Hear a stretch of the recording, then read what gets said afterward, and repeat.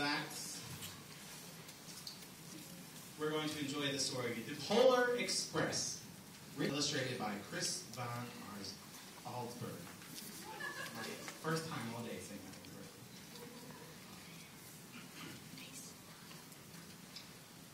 that word. On Christmas Eve, many years ago, I lay quietly in my bed.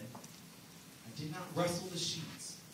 I breathed slowly and silently. I was listening for a sound a friend had told me I could never hear.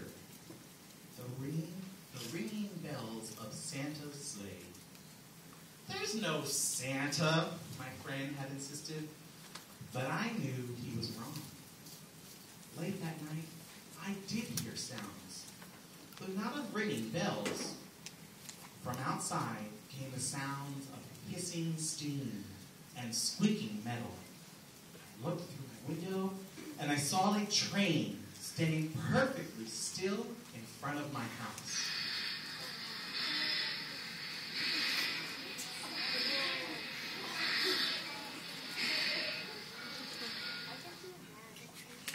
It was wrapped in an apron of steam.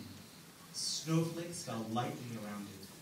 The conductor stood at the open door of one of the cars.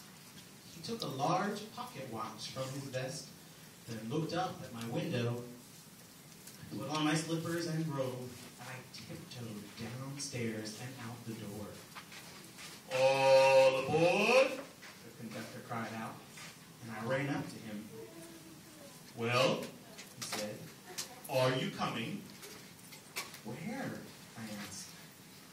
"Why, the North Pole, of course," was his answer. "This is the Polar Express." I took his outstretched hand, and he pulled me aboard.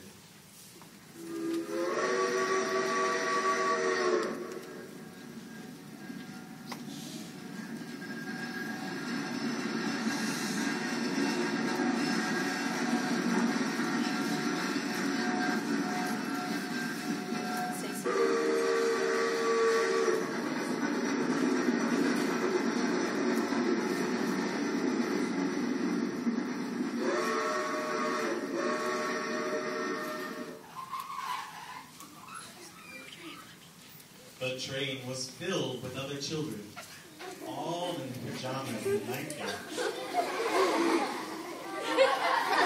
We sang Christmas carols and ate candies with nougat centers as white as snow. We drank hot cocoa as thick and rich as melted chocolate. Outside, the lights of the towns and villages flickered in the distance as the Polar Express raced northward.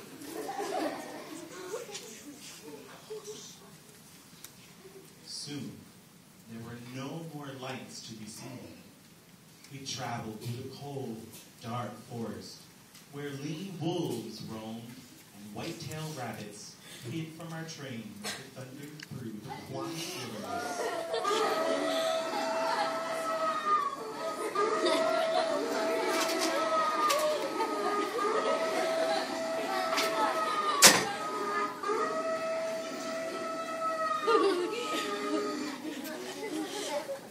Climbed mountains so high it seemed as if we would scrape the moon. But the Polar Express never slowed down. Faster and faster we ran along, rolling over peaks and through valleys like a car on a roller coaster.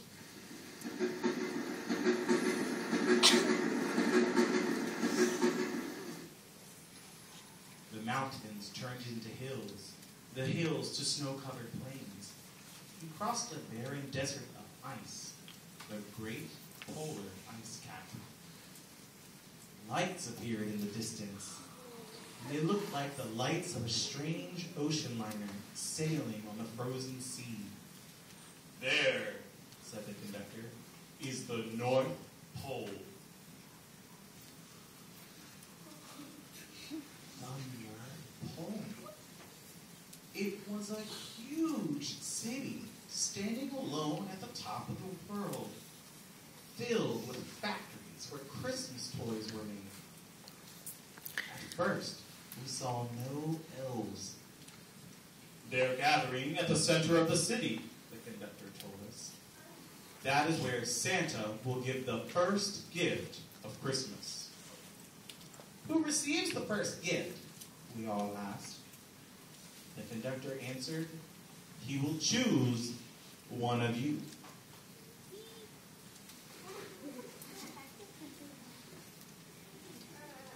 Look, shouted one of the children, big elves! Outside we saw hundreds of elves. As our train drew closer to the center of the North Pole, we slowed to a crawl. So crowded were the streets with Santa's helpers.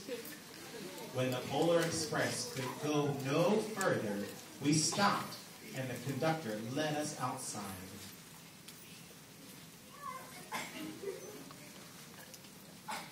We pressed through the crowd to this edge of a large open circle. In front of us stood Santa's sleigh. The reindeer were excited.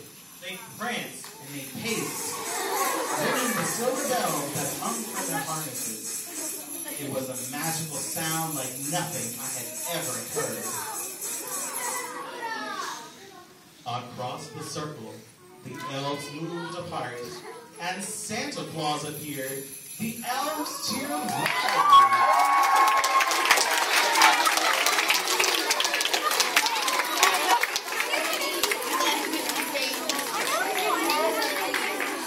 He marched over to us and pointing to me said, let's have this fellow right here.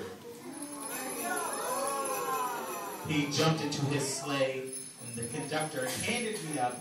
I sat on Santa's knee and he asked, now, what would you like for Christmas? I knew that I could have any gift I could imagine. But the thing I wanted most for Christmas was not inside Santa's bag.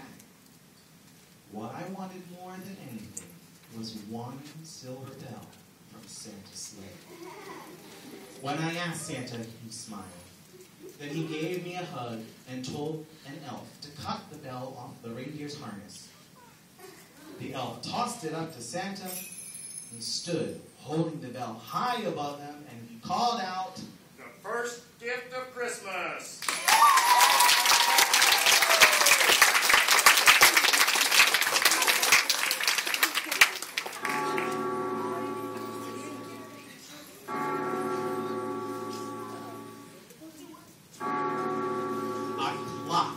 Midnight, as the elves roared in their approval.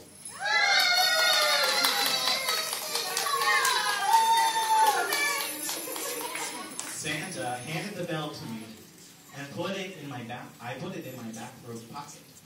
The conductor helped me down from the sleigh, and Santa shouted out the reindeer's names and cracked his whip. On Dasher, on Dancer, on Prancer and Vixen, Comet, Skemet, Scatter, and Blitzen! His team charged forward and climbed into the air, Santa circled one above it, then disappeared to the cold, dark, sky. Goodbye, Santa!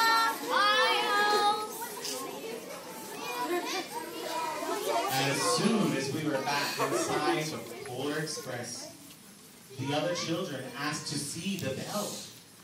I reached into my pocket, but the only thing I felt was a hole. I had lost the silver bell from Santa's sleigh. Let's hurry outside and look for it, one of the children said. But the train gave a sudden lurch and started moving. We were on our way home.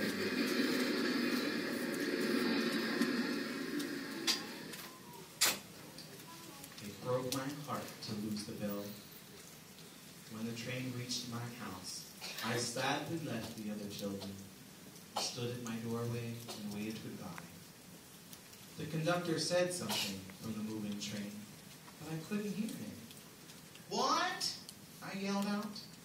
He cupped his hands around his mouth. Merry Christmas! He shouted. The Polar Express let out a loud blast from its whistle and sped away.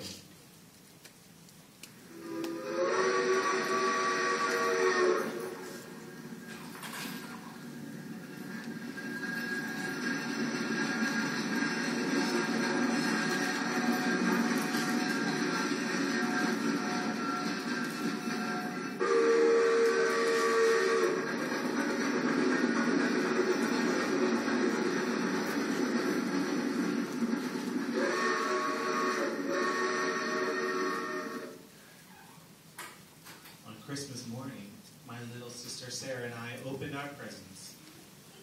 When it looked as if everything had been unwrapped, Sarah found one last small box behind the tree.